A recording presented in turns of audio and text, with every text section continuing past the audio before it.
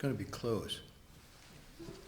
Well, I'm just sort of looking, there's some gentle pressure on me to finish by the end of the semester. And I'm just looking, we're in the last chapter here.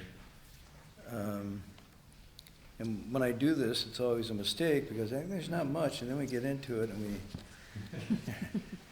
you could, depending on how you look at it, we slow down or we go deep. So, in any event, we may or may not. Now we have to figure out when the semester ends for this group.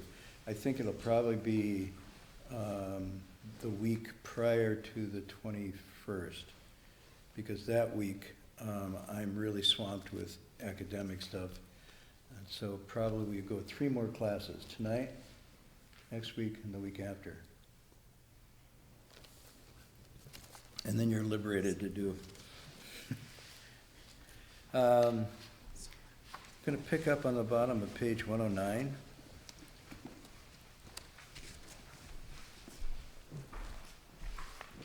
We'll actually sort of lead in with the top of 109 and go over to 110 tonight. It's quite a bit here.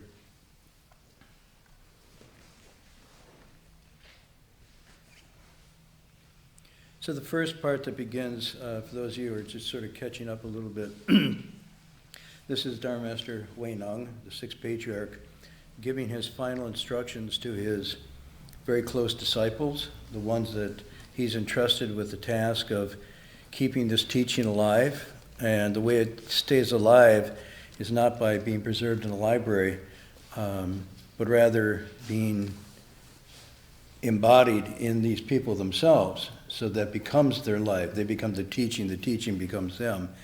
But also in that it's passed along to other people, each receiving according to their potentials.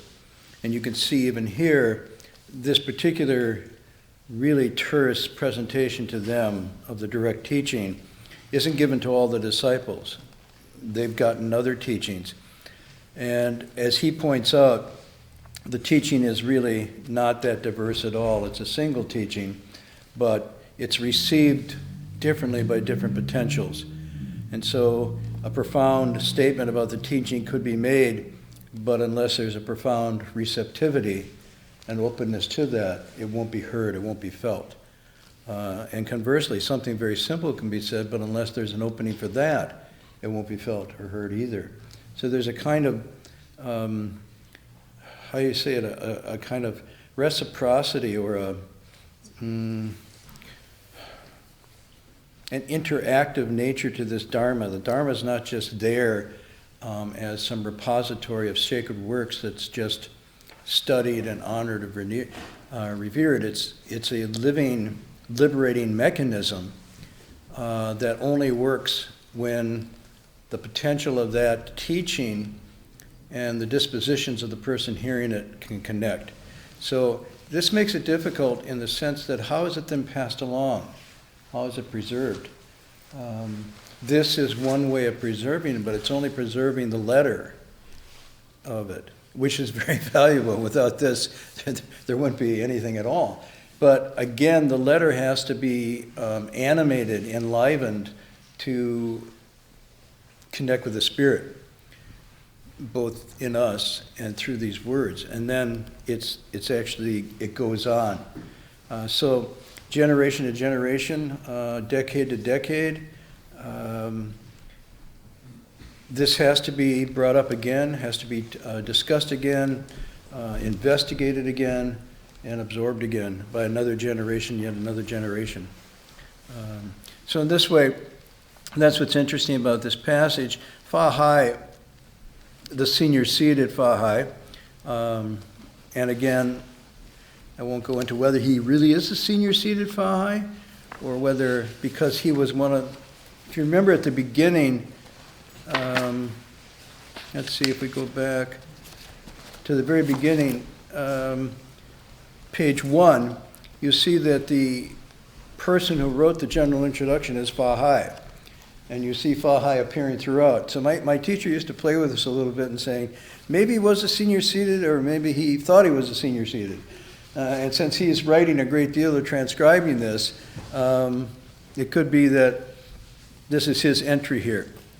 The senior seated Fahai asked this question: who will inherit the robe and the teaching after the master leaves? So they've gotten past the point where, well, I wouldn't say they got past it. They moved on to other topics. They were struck with grief. They were all crying. They were quite upset. And this could be seeming to be a pragmatic question. Who will be the teacher after the teacher's gone? And we know from the text that this gets asked of the Buddha by Ananda in another series of questions. Who will teach us when you're gone? It's one of the 4 questions that Ananda asked the Buddha upon his passing. Here the master's going on, and this is one of the teaching.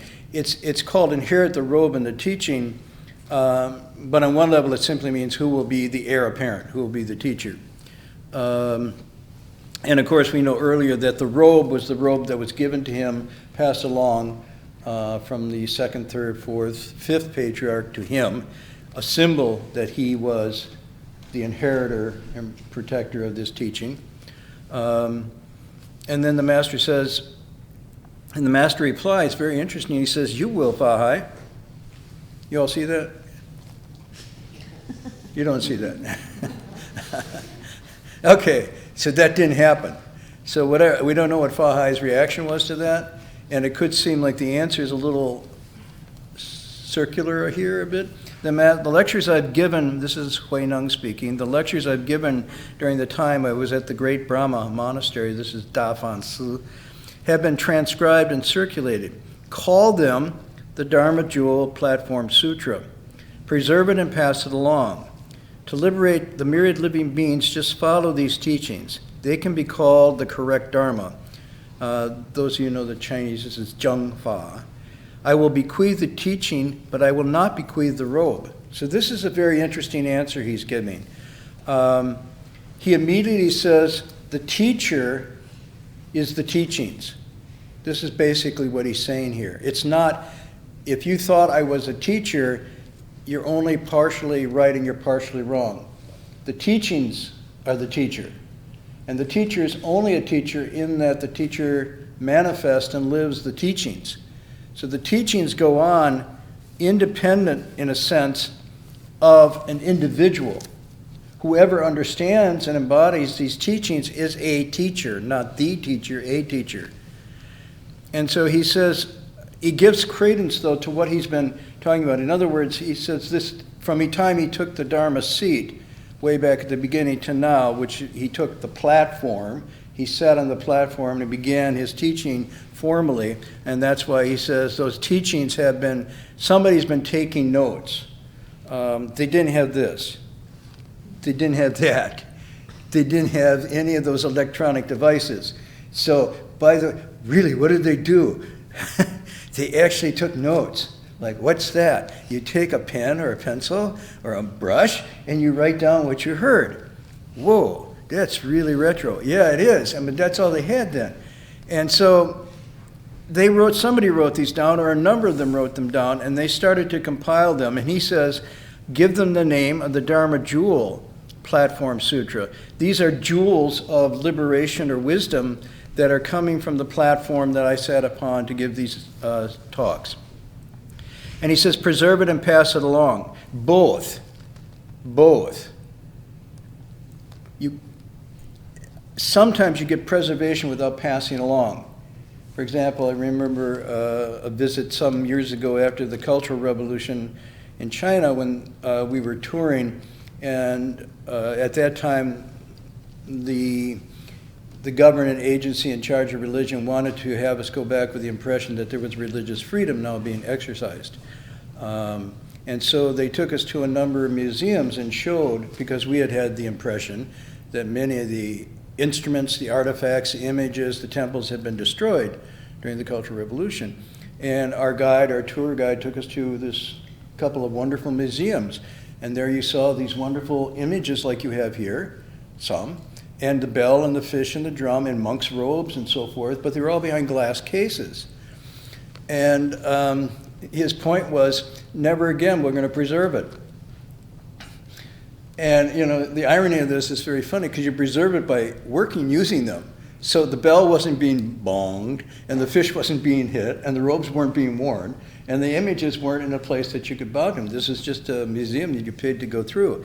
So preserving it is really, in a sense, letting it go, opening it up, letting it circulate freely, not putting it into a museum. Or, even now I sometimes worry that we can get the whole, poor Xuanzang. Xuanzang did this incredible journey to India. Anybody here read his story, Journey to the West? Well, there's two journeys to the West. One is the actual one that's been turned into the monkey story, which is, no, that's cool. That's wonderful. You could do worse than reading that trilogy. But the other one is the true story of his notes and his memoirs of his journey to the Western regions. And when you read it, you go, oh my gosh, the hardships that he had to go through, the cold, the ice, the desert, the Gobi Desert, the bandits, all kinds of stuff, and then trying to bring the text back on horses and mules that were on these steep cliffs where there'd be a rock slide or a crevice, and half of his donkeys would just fall off with all these sutra texts on their backs into the river, and it was gone. And so, and this was years, and I don't know how long their journey was. How many? 19 years. 19 years. That's a pretty big commitment to get some text. Think about it. 19 years to get this collection, and then he brought it back to be translated.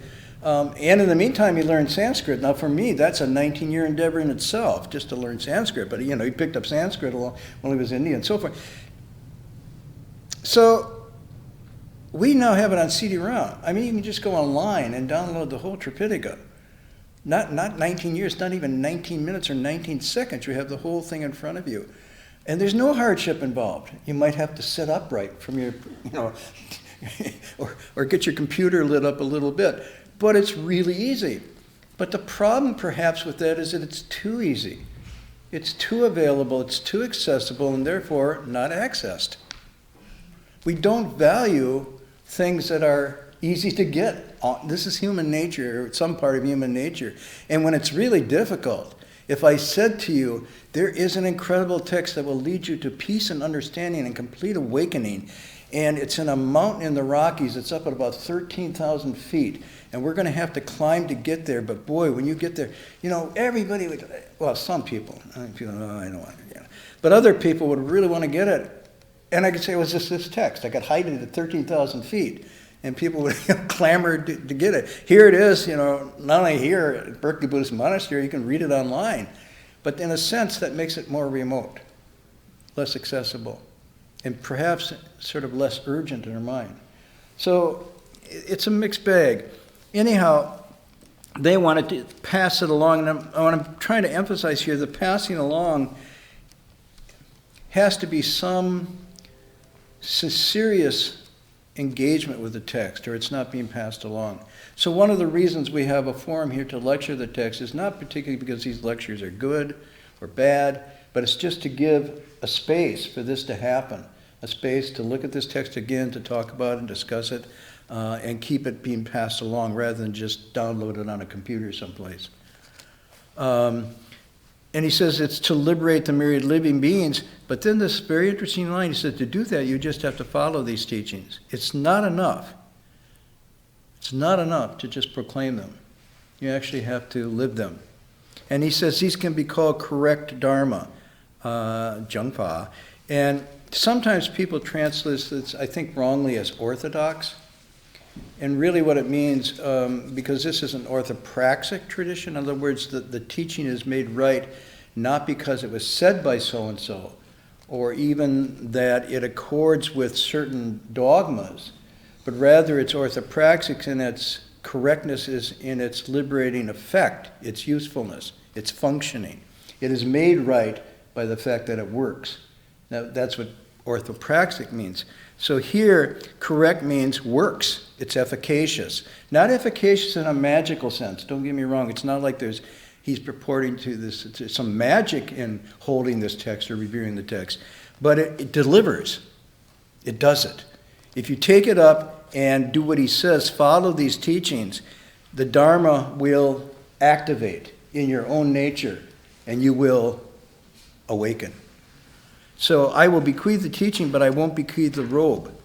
So here's his line. The robe is not going to be passed on at this point. No one individual is going to get it. Now, the reason he gives that he's able to bequeath the teaching to them is because, and he says, your roots of faith, of confidence, of trust are pure, mature. You are confident and free of doubts. You're capable of the great task. So in keeping with the intention of the first patriarch, Bodhidharma, the robe is not to be handed on. His verse of bequeathal went, I originally came to this land to transmit the Dharma and liberate living beings. One flower will open into 5 petals. The fruit will all ripen by itself. So he goes back and he says, based on a prediction or earlier verse given by Bodhidharma, the robe isn't going past the Sixth Patriarch. It's not to be transmitted. It's not just Hui Neng making this decision. He's following an instruction that was given by... And why this is, we don't really know. I mean, this could be a very interesting question. Why do you think it's not passed on? I mean, I'm just throw it out now. Why do you think the robe, and technically the bowl, is not passed on? Instead, he says the teaching is passed on, and he passes it on to these 10 disciples here, with the idea it would go on. Yeah? Maybe they already think that too much symbolism has been invested in it because it spurred all these fights. Fights? Back when Hui Neng first was heading out with the Roman bull himself, he really got... Yeah. You know, the Roman bull literally to die for, right? They were going to kill him for it.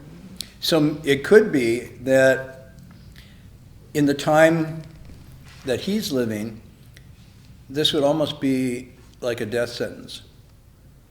It would become, the one who got it would be even more persecuted than he was, perhaps.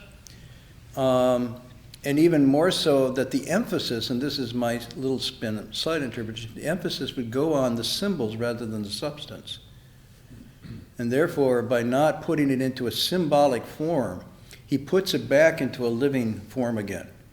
Because one of the 3 stages of the teaching, it's called, whether you see this historically or psychologically, existentially, there's a time it's called the Jungfa, the living proper Dharma, and that's when people are really doing it. But when people stop just really doing it, they slip into the next boat. It's called the, the image. Yeah, image, like, how do you translate that? Image.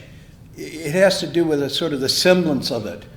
And this could be a lot of attention paid to icons and rituals and devotions and so forth. But the inner deep work of self-cultivation and transformation has been moved to a sort of formalistic form or image of it.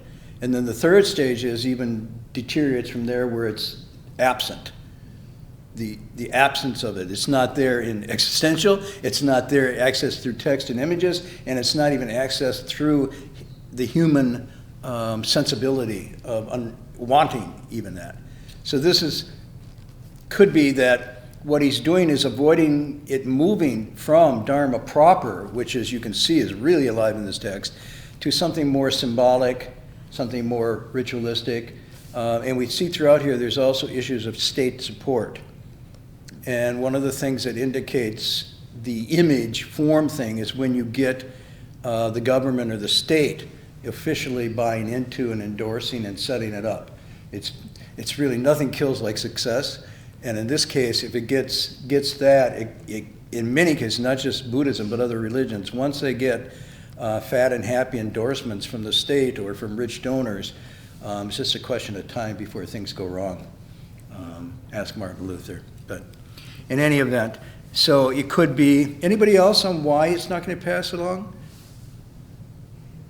Any thoughts? Yes. I have I guess maybe a reverse question, which is why pass it along? Well, let me reverse. Why did the 5th give it to him? Yes.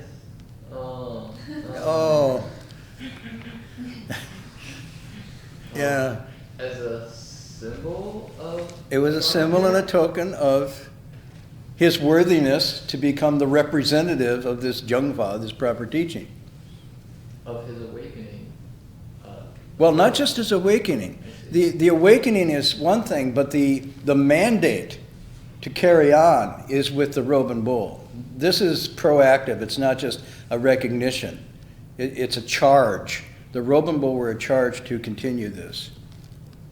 Because you see, it's passed along from patriarch to patriarch. I mean, it's a good question, but it begs the question of, since it was passed along, it seems logical that it would go from the 6th to the 7th, but that doesn't happen. Yeah. He says in the passage, it is because your roots of faith are pure, mature.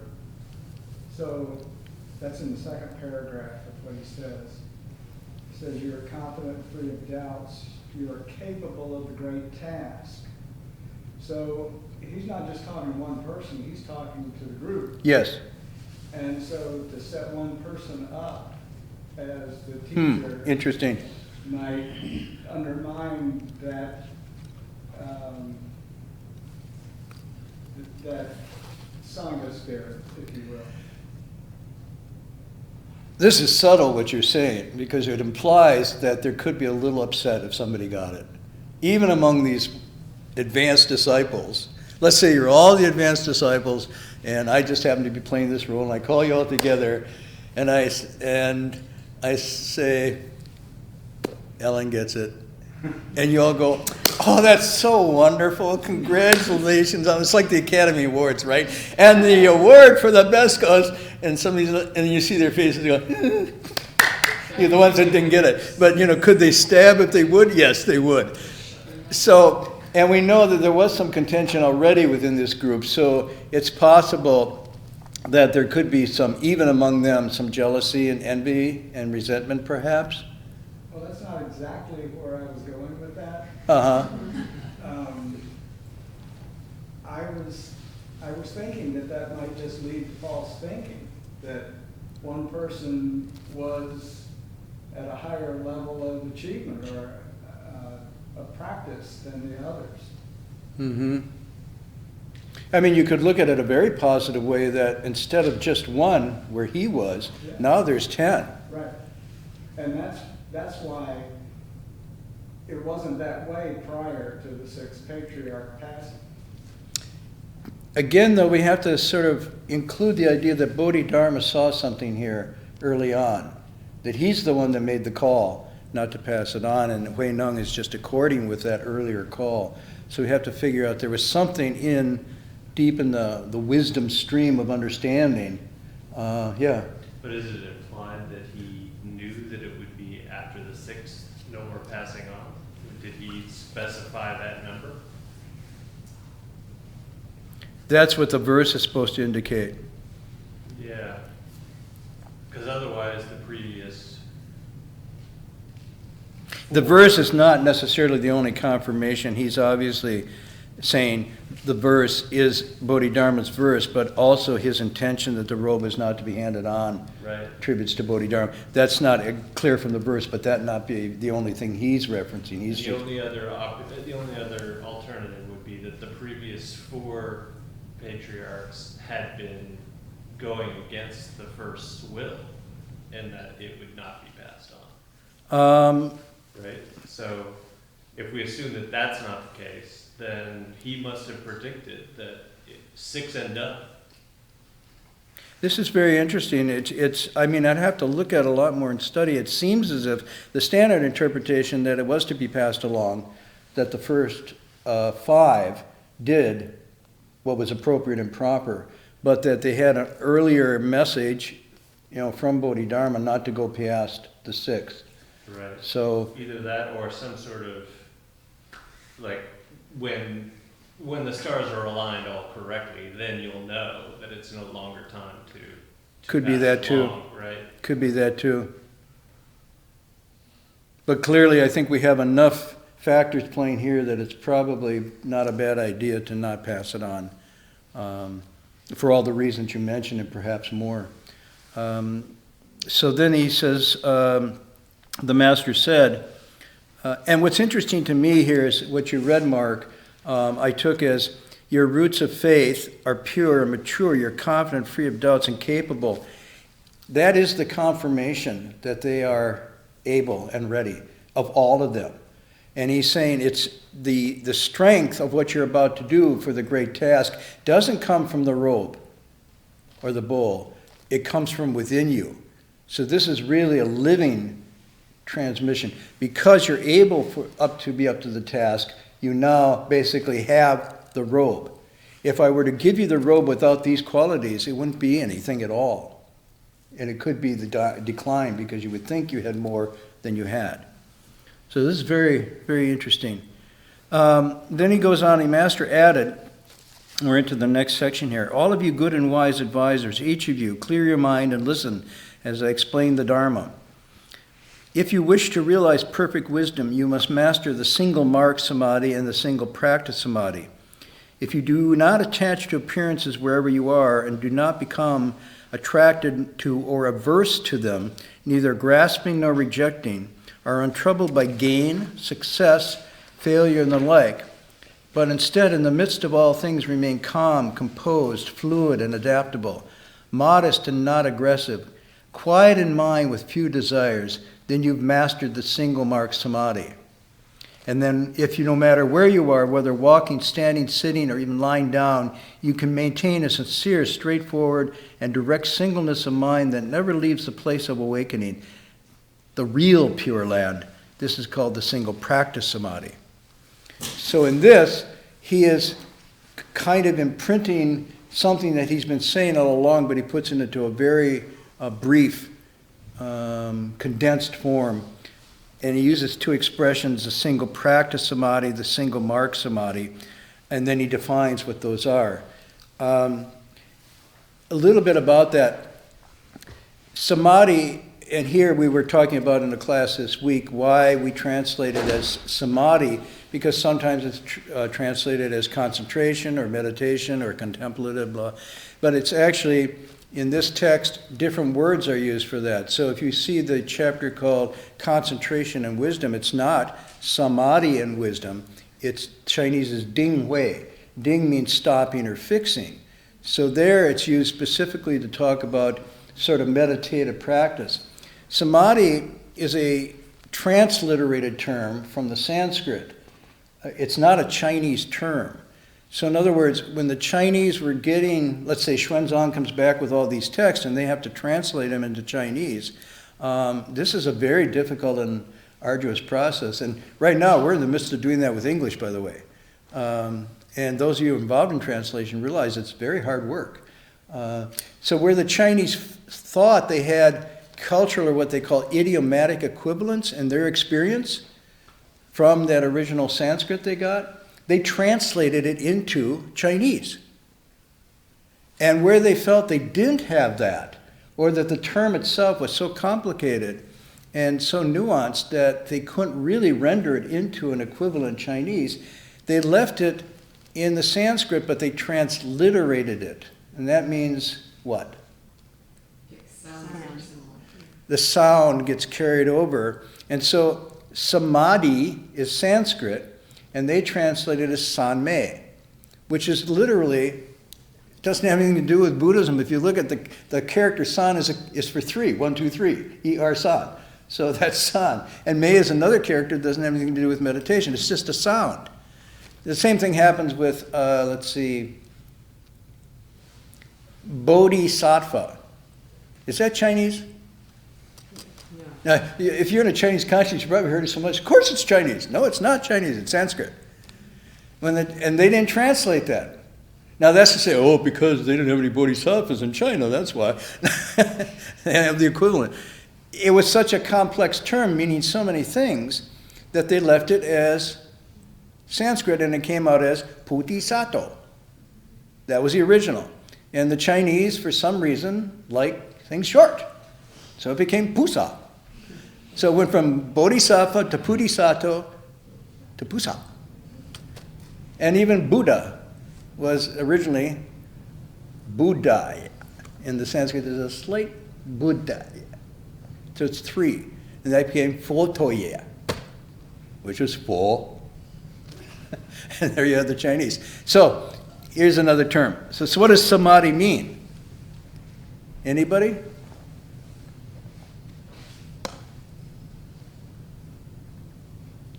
Well, of course, there's no, what we do with English, what we call it in English, that's an interesting, we won't be as troubled as the Chinese, we'll just find the English equivalent.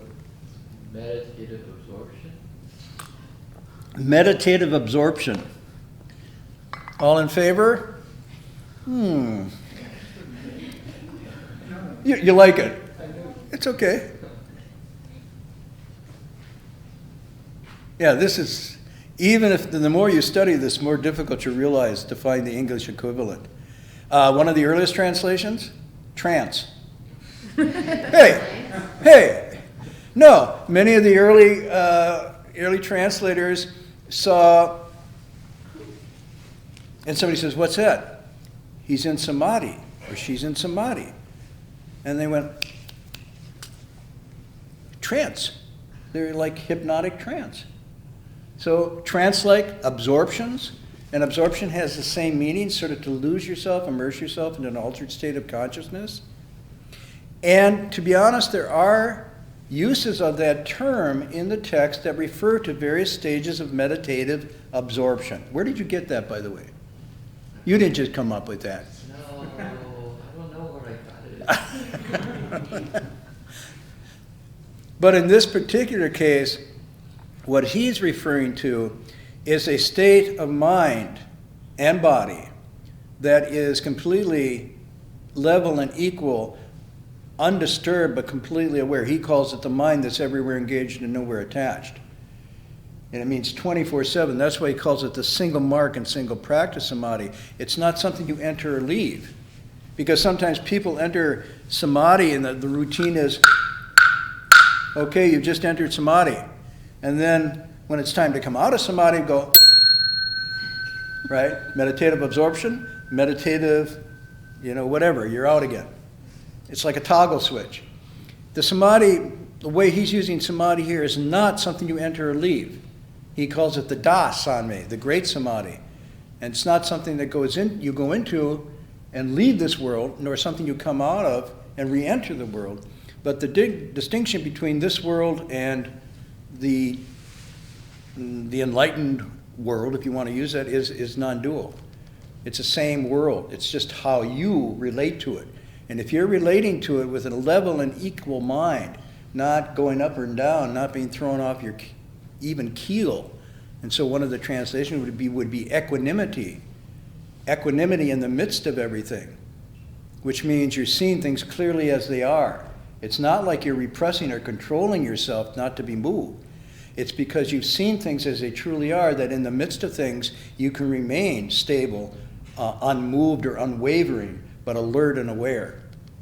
So this samadhi is the result of a kind of wisdom, a kind of seeing things as they really are, and therefore your natural disposition. And that's what's beautiful about his description here. He says, you are not attached to appearances, wherever you are. This is very interesting. It doesn't say you're not attached to appearances when you're in the Buddha hall or on your cushion, wherever you are.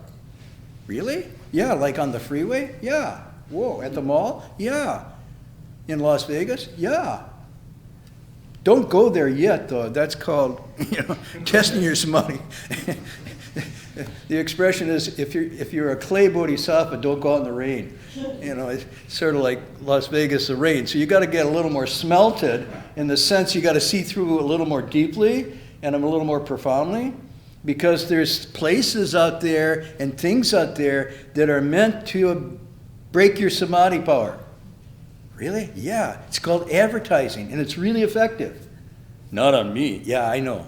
It works.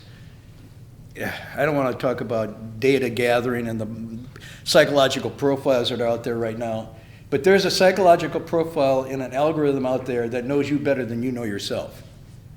Okay, I'm just telling you. And if they wanted to, they could get you to salivate within 10 seconds. Okay, so why do you want to meditate? Maybe there's some kind of self-defense? Who's got your mind? I got mine. No, you don't have your mind. Somebody else has got your mind. This is called consciousness capture, The official language in neuropsychology is called cognitive capture. It's like, and who captures your cognitive faculties? Okay. Single-minded practice. He says, wherever you are, you're not attached, you become attracted or averse to them. This is very interesting. It's not like you're pushing them away, nor are you drawn to them. Neither one of these movements occur because they're both forms of attachment, both terms of wanting, having, grasping, fearing. And you're untroubled by gain and success, failure, and the like. So it doesn't matter by these external standards whether you're whole or complete. You don't judge yourself by your accolades, the people give you, the awards on your shelf, or your likes. Sorry, those of you who are still plugged into Facebook, which is really unbelievable given what's happening, but if you're still plugged in, then you're not moved by how many likes you have, or when they stop liking you. What is that called? I don't know. I don't do it. I hear my niece get really upset about when she's not liked anymore, but that's not what she says. What is it called? Like, No, when you're disliked. yeah, you have that function. Unfriended. Unfriended? Yeah. Oh, you're unfriended. Yeah, for me, that's like free at last, free at last. But, okay. And in the midst of things, you remain calm, composed, fluid, adaptable, modest, not aggressive, quiet in mind with few desires. You've mastered the single mark samadhi. Now, this is what's really interesting. People ask, well, how do you know you're making progress? How do I know that I'm cultivating and advancing in my cultivation? How do I know that I'm, quote, awakening? And it's really kind of elusive because as soon as you try to say something about it, it seems artificial and a bit abstract. Oh, you manifest wisdom or whatnot. But I think this passage is maybe the closest we get to an actual tangible, observable marker. Not a seal, like absolute, but a marker that you could use to say, am I really moving along? And I was going to say spiritual, but I'm going to not say spiritual, I'm going to say human development. From his point of view, this is the evolution of the deep human potential. We call it spiritual, but that's only because it seems removed from our human. And so we call it spiritual because it seems like it's far away, but actually it's human. So although this is meant, let's say you could say, well, this is meant for the room-entering disciples. This is what they're supposed to. But I'm going to make an argument tonight and that my teacher made, that it's for everyone. This is not just for advanced Buddhist practitioners. This is what it means. The Dharma has a single flavor.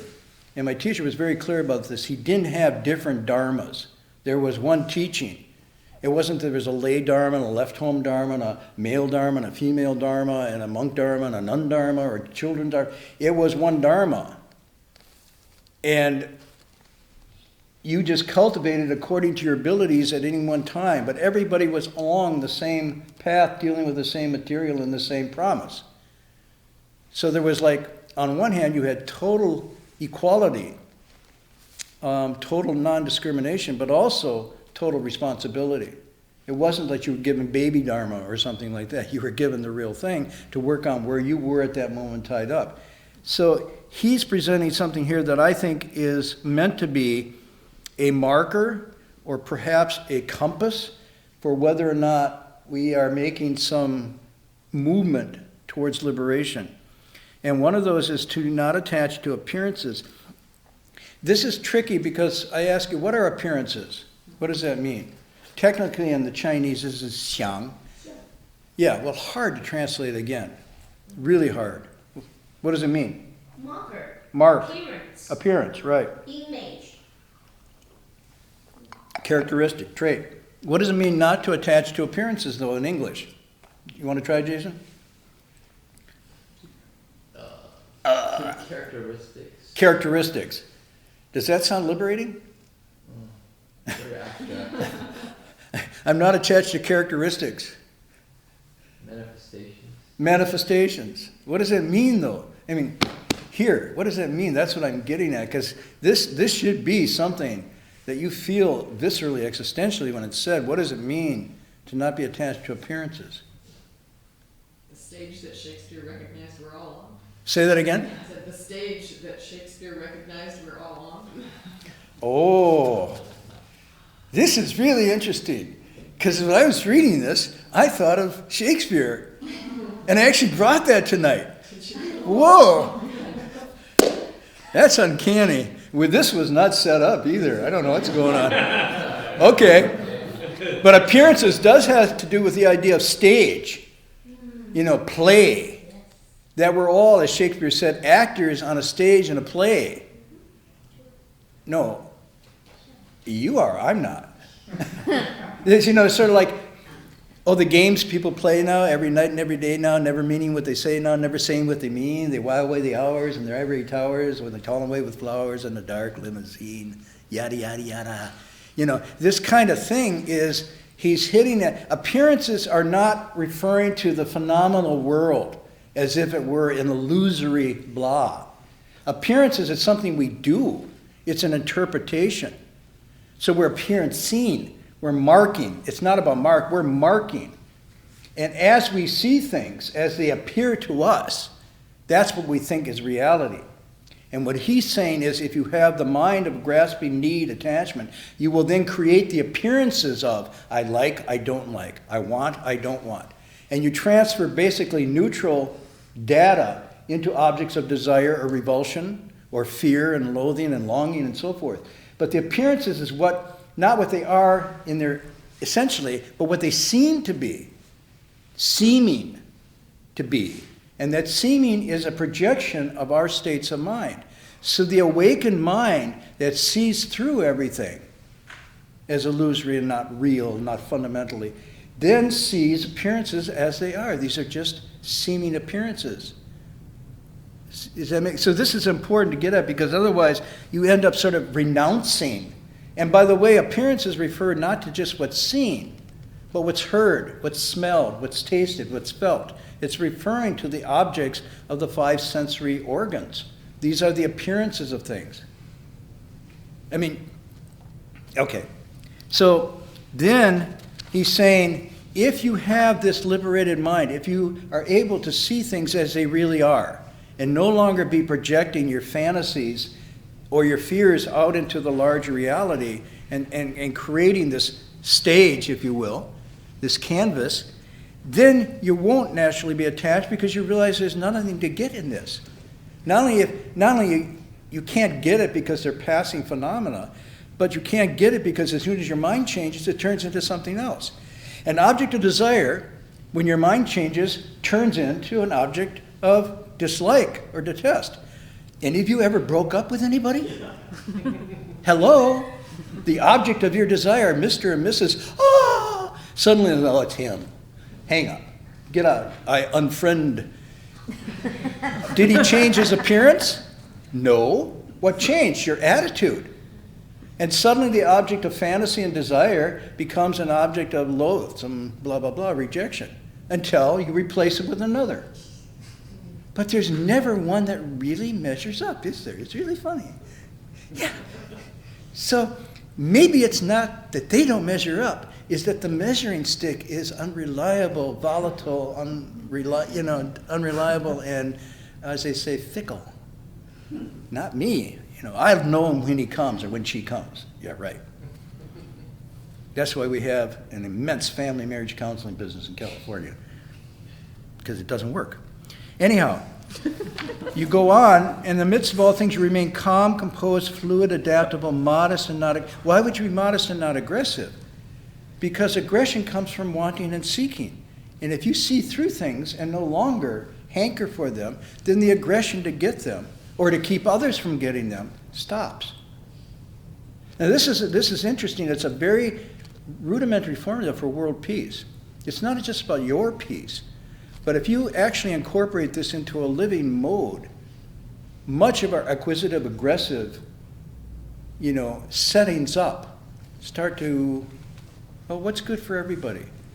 Your whole approach to the environment is like, well, what do we need to do to make it healthy and wholesome for everybody and for the next generation instead of, I want to get mine now. The whole attitude changes, and these are the marks of awakening. So,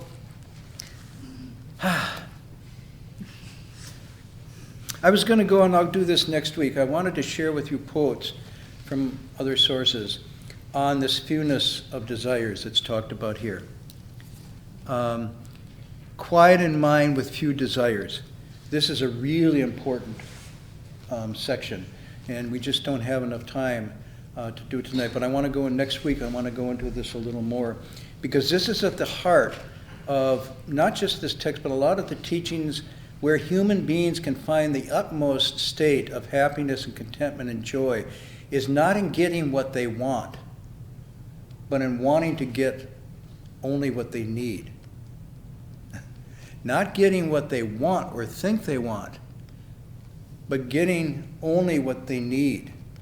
And so this is a very different form. It doesn't mean you reduce and just, it doesn't say reduce the needs, okay? I want to be really clear here. It doesn't say put yourself into some Spartan corner of self-denial and renunciation so that you are wasting away. It simply says curb your desires, which in Sanskrit is trishna, which is a kind of thirst, an irrational thirst that's driven by anxiety and feeling that you're not whole and complete. That's what you want to curb, but not your needs, and there's a difference. So maybe next week I'll go into this a little more because it's a really important concept. And it's not even talking about minimalism in the sense that people think of it. If you have, for example, wealth, and you're using it not to inflate your desires, which even Confucius says is to have wealth abuse you. If you have wealth and don't know how to use it, it abuses you, it hurts you.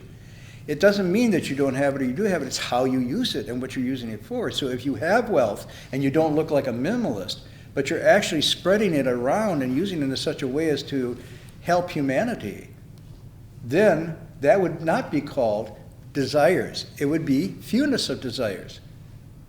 So you can't measure it by some external thing of it's at a GDP level or your personal income level. It's really much more subtle than that. But the marker here is you know, the text is saying you know when you're there and you know when you're not there. And that knowing when you're at the place where the needs are just right and not driven by desires, if it's too little or too much and you adjust it, when you know that, that's called knowing for yourself, and that's true liberation. So this becomes a very important, and becomes a real good marker, and just, so if you remind me, I'm going to tell, next week I'll tell the story about one of my students who had an experience this last week with that, and didn't know she had it.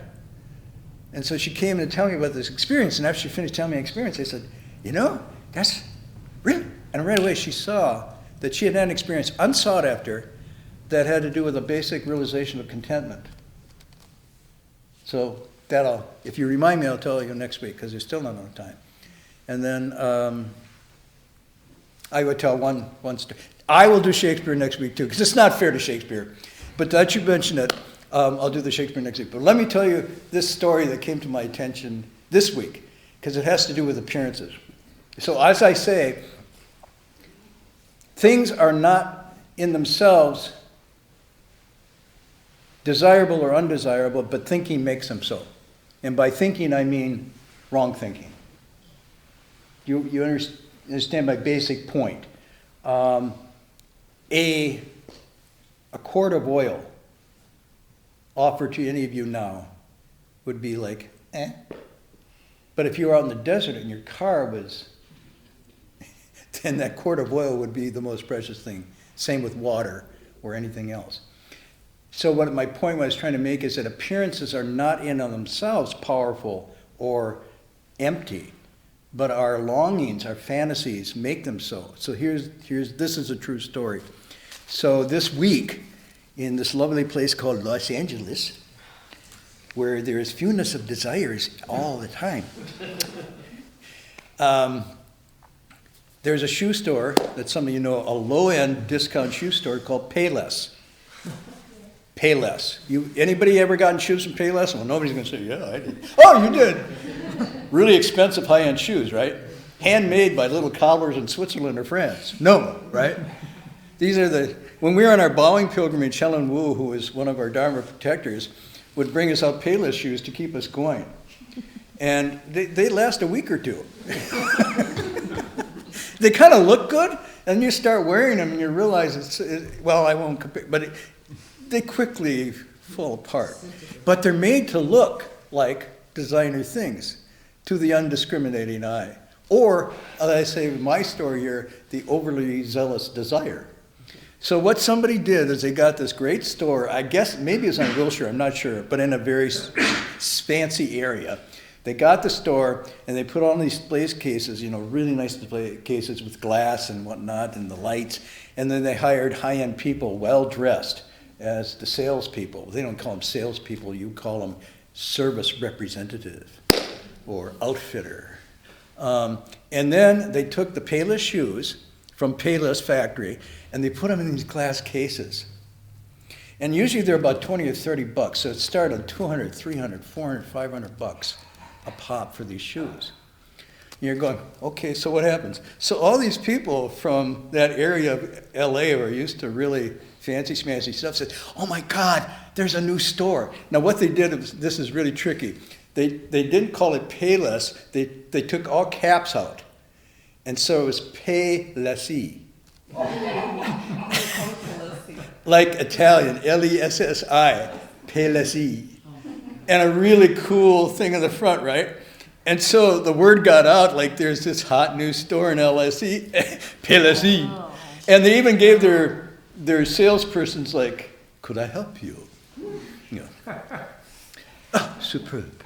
And so these people come in and they're popping out their credit cards and cash, $500, $600. Within an hour, they sold $6,000 worth of shoes. And finally, in honest of integrity, they finally said to everybody, "You've been spoofed. You've been what's the word? They spammed or had, yeah."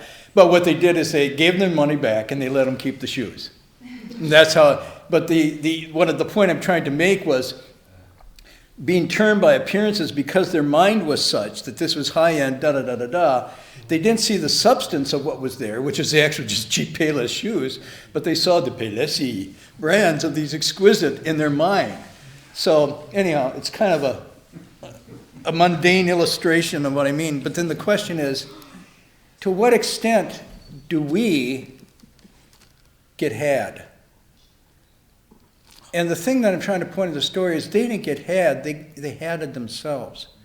Because they were predisposed with this mindset, what was ordinary became extraordinary for them. And my teacher would say, and because when you have this mindset, which is truly extraordinary, you see as ordinary. And so removing the projection apparatus allows you to see what is truly valuable and cut through what isn't and not be had or to have yourself. And that comes from fewness of desires. When you get quiet, you start to see things like they really are. And you're not so easily had. So next week, Shakespeare, this story, and we'll continue. Announcements? A question. The question. That's Payless shoe story. The same thing applies to the robe that gets passed on because it's just made of cotton or whatever, but people put meaning to it. And It could be. Well, no, it could be because, your point is well taken. In the Dharma semblance or image age, people are in a sense impressed with appearances of things. And so one of the texts that talks about this, in this particular age, people are misled by, how shall I say it?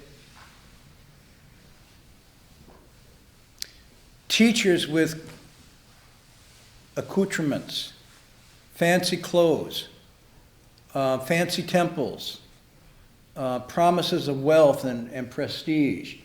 The text actually describe in this image age because people aren't going after the substance, they're then misled by the appearances of things, and so you have a lot of charlatans and false teachers during this time because people don't discriminate between the substance of something and the appearance of it. And they end up, say, taking refuge 20 or 30 times with different teachers all around. Well, maybe this one will hit the jackpot, right? Oh, I heard this one can fly, or this one has supernatural powers. And so they start going. And the teachers can actually, in the text talk about, advertise themselves in such a way that they promote this kind of infatuation and attraction to the appearances of it.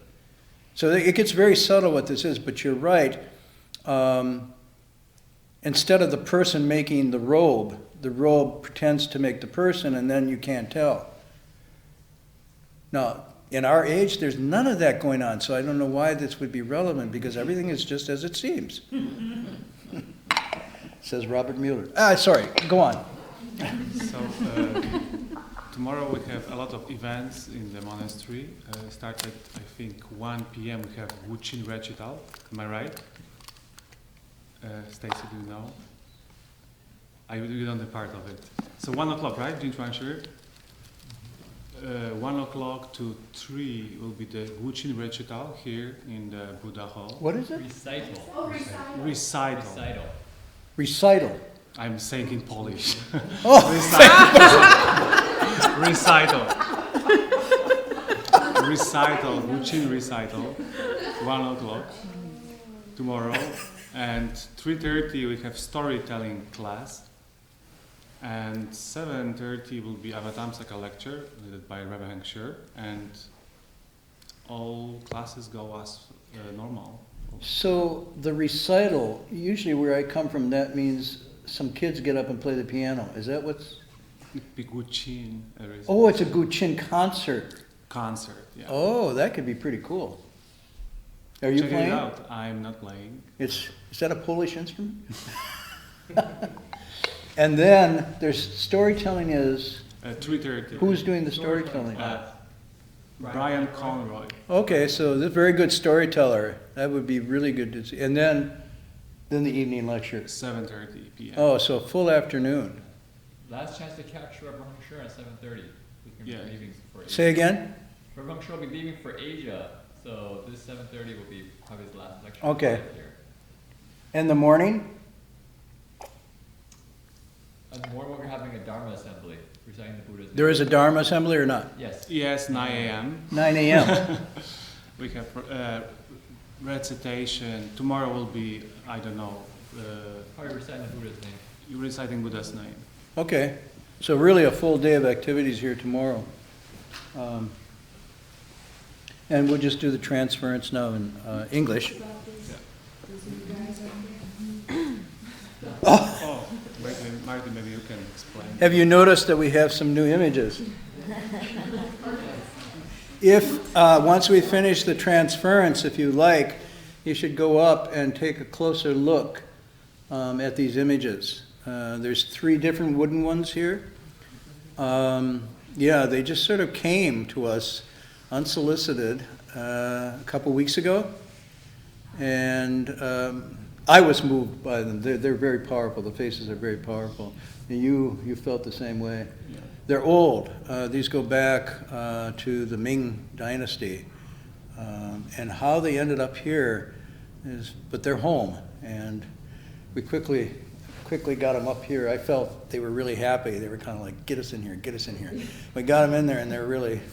Did they just like land on the front door? I mean, what's going on? Wrapped in swaddling clothes. These just babies appear.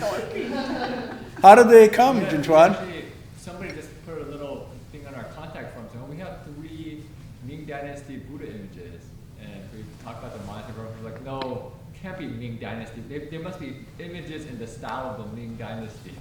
And then later we got pictures of them. Like, wow, these are actually Ming Dynasty images. And we went down to They were actually in LA, and I think father passed away, and there's his collection of Buddha images. So we brought them up.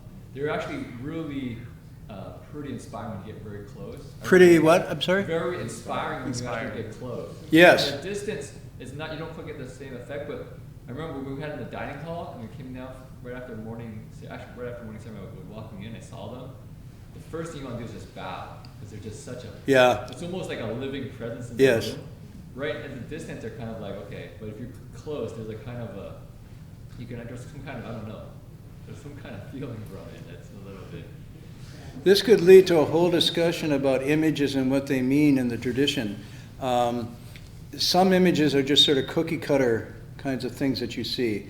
And then some images have a chi, a presence to them. And I've seen both. And these had the presence. I was moved when I said, and each one moved me differently. each face moved me differently. There's qualities there that you might reflect, but it's a religious experience to just go up and see that interaction. The lighting is not so good yet. I guess we'll have to work on the lighting.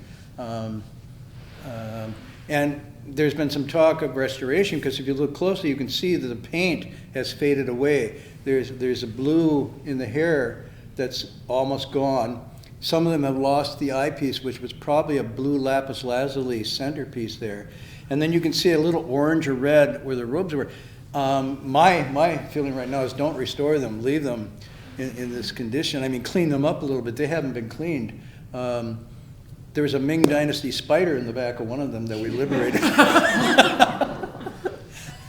Anyway, check them out. But their presence really feels quite something here at the monastery. Quick story, when we first had this monastery, Doug and Hung Sure and I wanted to have a nice image. There wasn't any images whatsoever, just a baptismal font from the church and whatnot. And so there's this wonderful Tang Dynasty statue at the City of 10,000 Buddhas of the Guanzi Zai. I'm just sort of like this, but I'm like, wow, really cool. And we called the teacher, hey, teacher, can we have that Buddha image?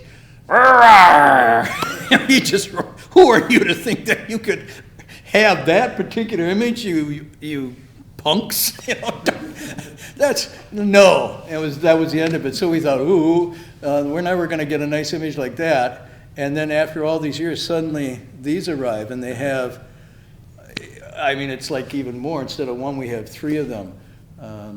On the other hand, you don't need to tell anybody that they're here, because the last thing we want to have is, sort of, there's Dharma proper, Dharma image, and then between Dharma image and Dharma ending, there's Dharma tourist age.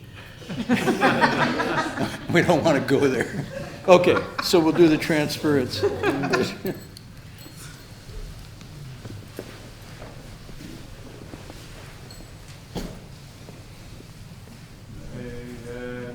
Living being, our minds as one and radiant with light, share the fruits of peace, with hearts of goodness, luminous and bright. Yet we go hear and see how hands and hearts can find in giving unity.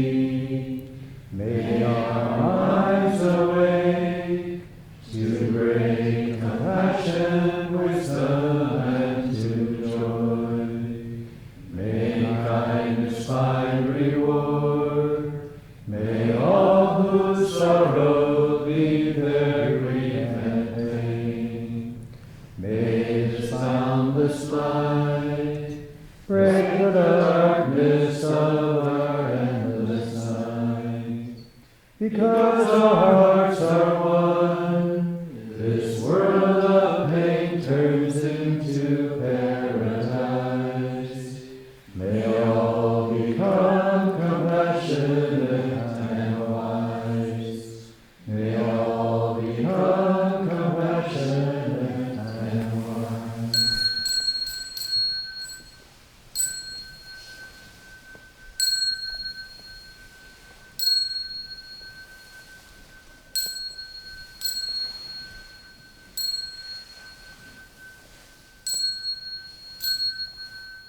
Bowing respect to the triple jewel.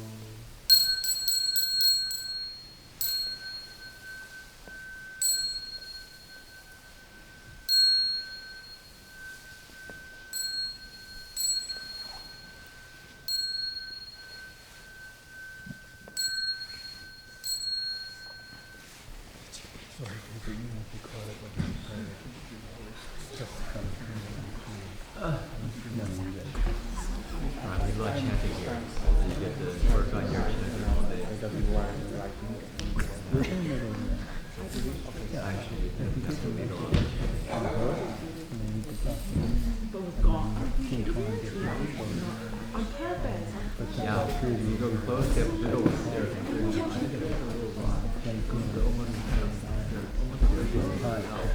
I didn't know what They have just nothing, just wood, a little drop.